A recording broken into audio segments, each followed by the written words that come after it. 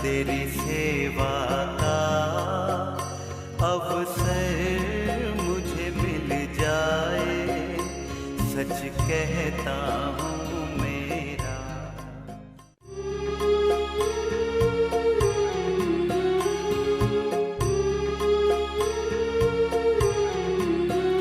जीवन ही सवर जाए।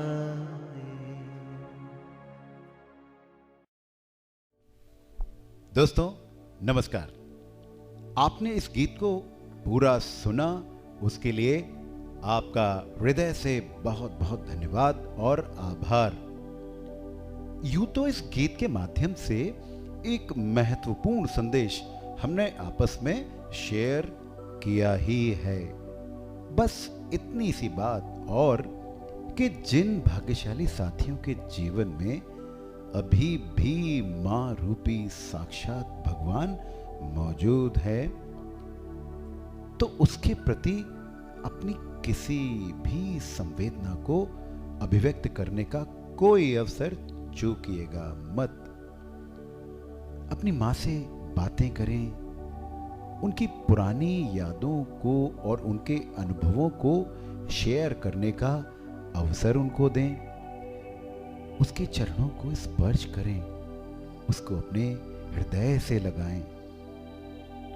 हमारे जीवन में ये बेहद अहम है कि ऐसा हर पल उनको एहसास हो कि वो हमारे जीवन में अभी भी बहुत महत्वपूर्ण हैं, अहम हैं, प्रासंगिक हैं।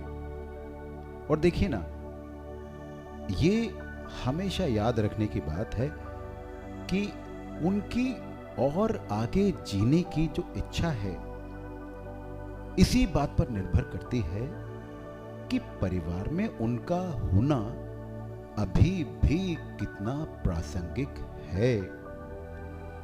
भाई देखिए, ये याद रखना भी बहुत महत्वपूर्ण है कि हमारा उनके प्रति प्रेम, सेवा भाव, आदर या कोई भी दूसरी संवेदना पूर्ण रूप से निश्चल हो और उसमें ईश भक्ति और श्रद्धा का भाव ही प्रकट हो। ये जो दवाइयाँ, ये जो नर्सिंग केयर, डॉक्टर्स वगैरह वगैरह, ये तो साहब महत्वपूर्ण हैं ही यदि आवश्यकता पड़ती है स्वास्थ्य की वजह से, परंतु सबसे महत्वपूर्ण अगर कोई बात है तो वो है उनके बच्चों और नाती पोतों या जितने भी छोटे हैं, उनके द्वारा व्यक्त की हुई सच्ची संवेदनाएं।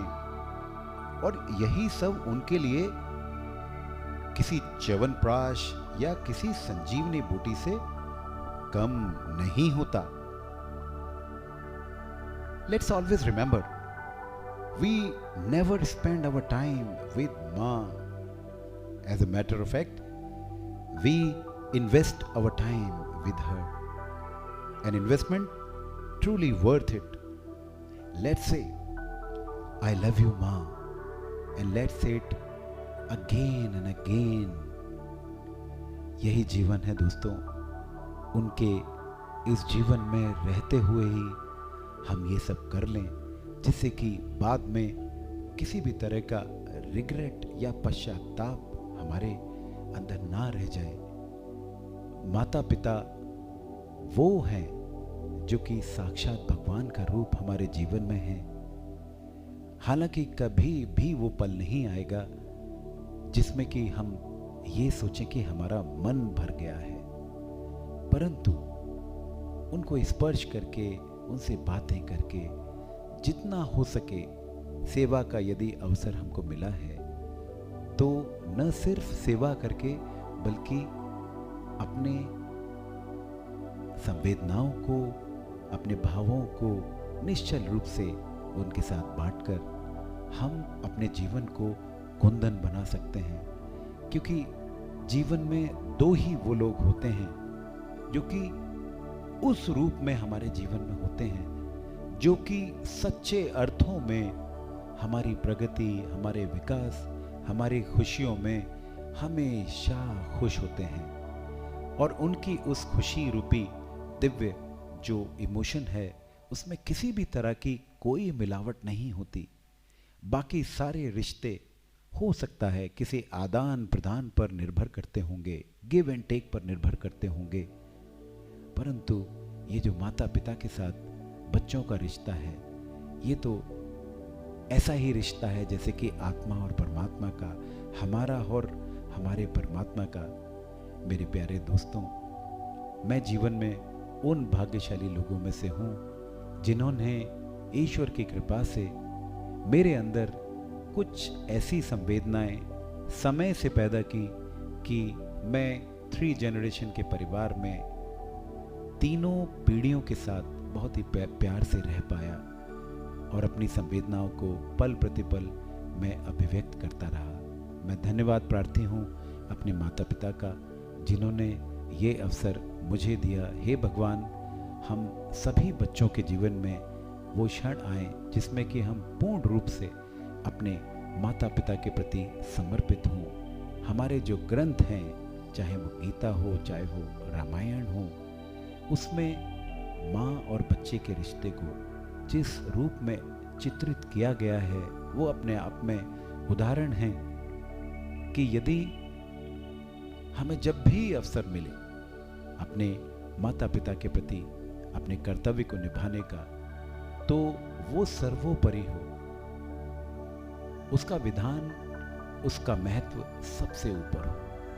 हम कितने भी व्यस्त हो जाएं, परंतु ऐसा अवसर कभी ना चूकें जब हमको थोड़ा सा भी मौका मिले जिसमें कि हम अपने आप को तन मन धन से अपने माता पिता के प्रति पूर्ण रूप से समर्पित कर पाए।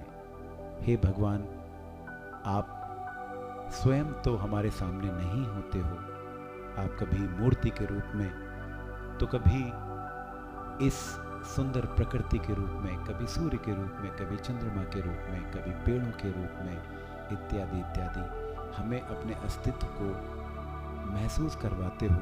परंतु आपका सबसे सुंदर और सबसे सच्चा रूप यदि कहीं है तो वो माता पिता के रूप में है।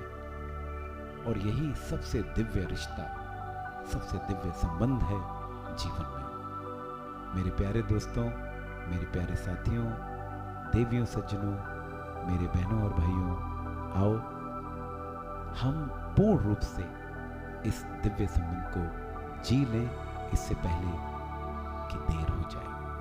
बहुत बहुत धन्यवाद।